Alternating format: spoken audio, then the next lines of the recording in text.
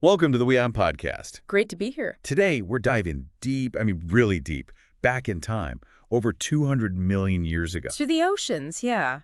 We're talking about a reptile, a marine reptile that was just, well, unbelievably massive. Right, potentially the largest ever found. That's what the latest findings suggest, yes. We're looking at an ichthyosaur possibly reaching 25 meters long? 25 meters, that's hard to wrap your head around, like bigger than a lot of whales today. Absolutely. Think blue whale scale, roughly.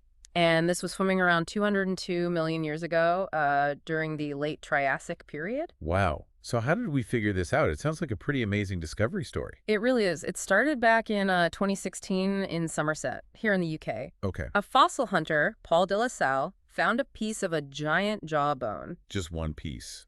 Initially, yes. Enough to make him and paleontologist Dean Lomax suspect something huge. They've published on it in 2018, but knew they needed, well, more evidence. Right, you need more than a fragment to be sure about something that massive. Exactly. And then incredibly, in 2020, a father and daughter, Justin and Ruby Reynolds, found another one. Another jawbone. Another piece of giant jawbone, yeah. Similar age, same formation, the Westbury mudstone, but this one was even more complete.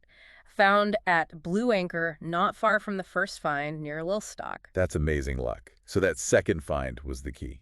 It seems to be. It really helped confirm the sheer scale of this thing. It allowed them to confidently describe it as a new genus and species. And it has a name now. It does. Ichthyotitan severnensis. Ichthyotitan fish titan. Sounds about right. Doesn't it just... And it's significant because it's the first properly named giant ichthyosaur from this specific time, the Rhaetian age, right at the end of the Triassic. So this giant lived just before a major shakeup. Precisely. Dr. Lomax pointed out it lived right up until that big end-Triassic mass extinction event. Yeah. And interestingly, ichthyosaurs survived, but they never, ever got that big again. Huh.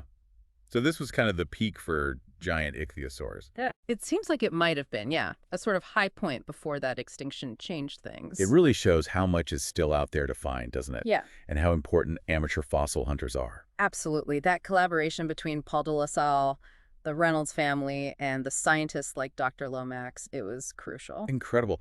Thinking about a 25-meter reptile ruling the seas millions of years before the huge dinosaurs on land. Just, wow.